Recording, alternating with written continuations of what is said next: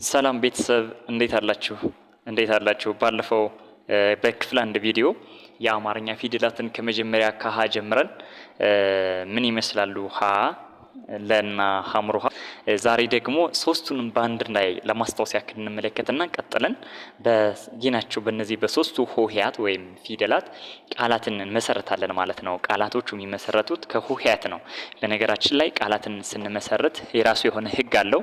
ቃላትን አንድን ሆሄ ከሌላው ሆሄ ጋር በማገጣጠም ወይም ደግሞ አንድን ፊደል ከሌላው ፊደል ጋር በማገጣጠም ትርጉም ያለው ቃል መመስረት እንችላለን፣ ወይም ደግሞ ፊደላትን በመደጋገም ቃላት መመስረት እንችላለን ማለት ነው። ለማስታወስ ያክል እንግዲህ ክፍል አንድ ቪዲዮን መለስ ብላችሁ ታያላችሁ። እኔ ግን በወፍ በረር አንዴ አስታውሳችኋለሁ ማለት ነው። ሀ ሁ ሂ ሃ ሄ ህ ሆ ጨረስን የሀም ቤት።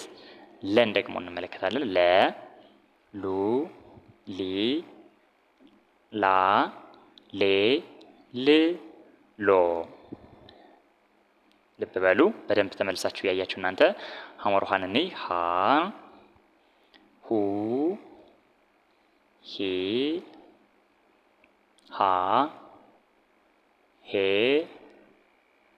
ህ ሆ ሐመሩሃን ጨረስ። እንግዲህ እስኪ ለማስታወስ ያክል በዚች አጭር ምስል ደግሞ እያንዳንዱ ምን ይመስላሉ የሚሉትን ባንድ ላይ እንመልከታቸው። ሀውን ለማስታወስ እዚህ ጋር አብራችሁ ትላላችሁ። ሀ ሁ ሂ ሃ ሄ ህ ሆ። እንዴ ልመልስላችሁ። ሀ ሁ ሂ ሃ ሄ ህ ሆ።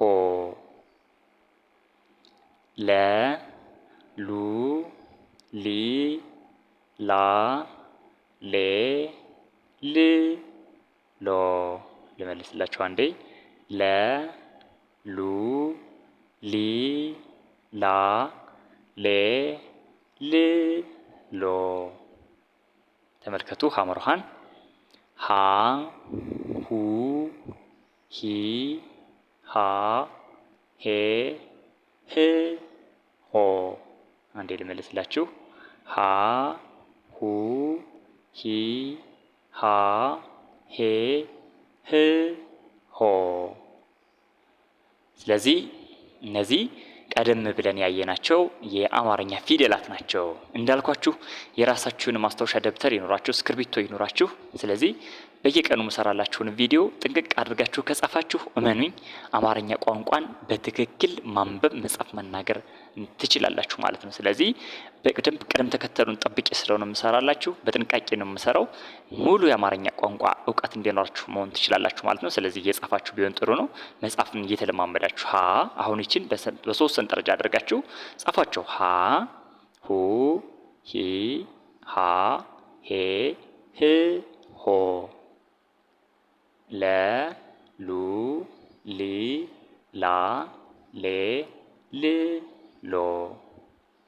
ሀ ሁ ሂ ሃ ሄ ህ ሆ። ስለዚህ አሁን መለየት ነው። የመጀመሪያው ፊደል ከሁለተኛው በምንድን ነው የሚለየው? ሁለተኛው ከሶስተኛው በምንድን ነው የሚለየው? ሶስተኛው ከአራተኛው በምንድን ነው የሚለየው? እያንዳንዳቸው ነገር እያዛችሁ እዚህ ጋር አሁን ግዕዝ ቤቶች ምንም አይነት ቅጥል የላቸውም ብያቸዋለሁ። ሀ ለ ሀ። ሁለተኛዎቹ ካይ የምንላቸው ከጎናቸው ቀጥላላቸው። ሁ ለያት ሉ ሁ። ሶስተኛ ፊደሎች ደግሞ ሸዳዳ ናቸው። እዚህ ጋር ተመልከቱ። ሂ ሊ ሂ። አራተኞቹ ደግሞ እግራቸው ያጥራል ብያቸዋለሁ። ሀ እንዳጋጣሚ ሌላ ቅርጽ ስላለው እግሩ አያጥርም። ላን እዩት፣ ሐመሩሃን እዩት። አምስተኛዎቹ ሁሉም ቀለበት አላቸው። ተመልከቱ። ሄ ሌ ና ሄ ማለት ነው። ስድስተኛዎቹ ደግሞ ተመልከቱ። ህ ል ምን ባንድ ድምጽ የሚባሉ ናቸው።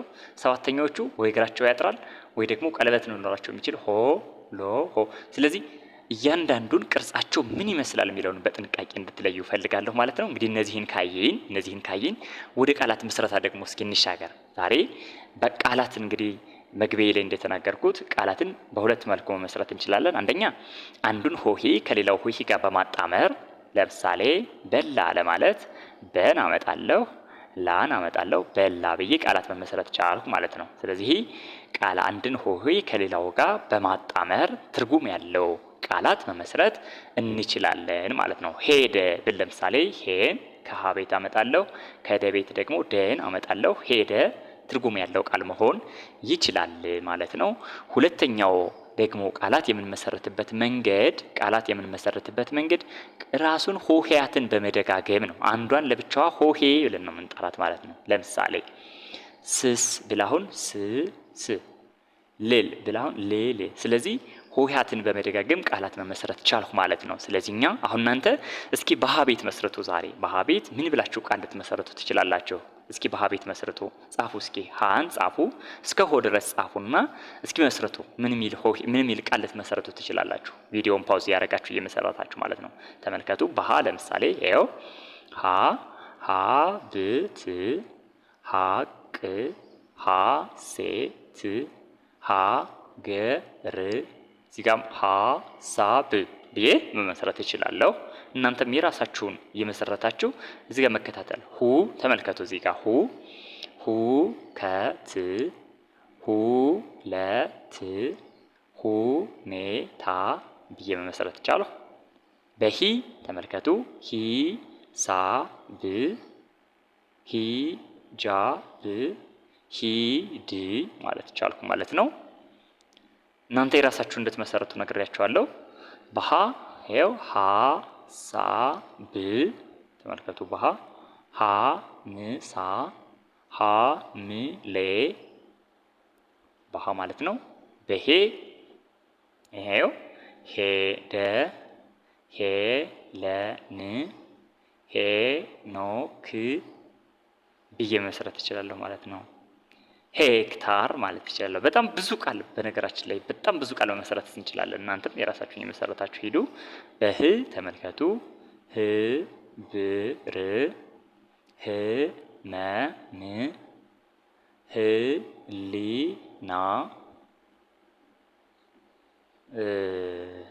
ህ ርድ የተመሳሰሉ በጣም ብዙ ቃላቶችን መመስረት ይቻላል ማለት ነው። ትመሰረታላችሁ እናንተ። በሆ ይሄው ሆምጣጤ፣ ሆቴል። ስለዚህ እነዚህ በሀ ቤት የመሰረትናቸው ቃላቶች ናቸው ማለት ነው። ለቀጣይ ደግሞ እናንተ እስኪ በለቤት ቃላት መስረታችሁ ትመጣላችሁ። እስኪ አሁን እነዚህን መለስ ብላችሁ ታያላችሁ። ይሃን ቤት በለቤት ደግሞ የራሳችሁን ቃላቶች መስረታችሁ እንድትመጡ ጋብዛችኋለሁ ማለት ነው። ሌላ በቀጥታ መማር ለምትፈልጉ ደግሞ እንግዲህ ከታች ባለው የስልክ አድራሻ ብትደውሉ በጥራት በብቃት እናስተምራለን። ሰርቲፋይ አድርገን ማውጣት እንችላለን ማለት ነው። ስለዚህ የመማር ፍላጎት ያላችሁ ልጆች ከቪዲዮ ከሚለቀቀው ቪዲዮ በተጨማሪ በቀጥታ መማር ፈልጋለሁ የምትሉ የቀለም ስኩል ነው። የተለያዩ የእንግሊዝኛና የአማርኛ ትምህርቶችን በቀላሉ የምትማሩበት የዩቲዩብ ቻናል ነው። ቻናሉን ሰብስክራይብ በማድረግ በየቀኑ የምለቃቸውን ቪዲዮዎች ማከታተል ትችላላችሁ። በቀጥታ መማር የምትፈልጉ ከታች በተቀምጠው የስልክ አድራሻ ደውሉ። በሚቀጥለው ክፍል ቪዲዮ እስከምንገናኝ ባይ ባይ ባይ ባይ ባይ ባይ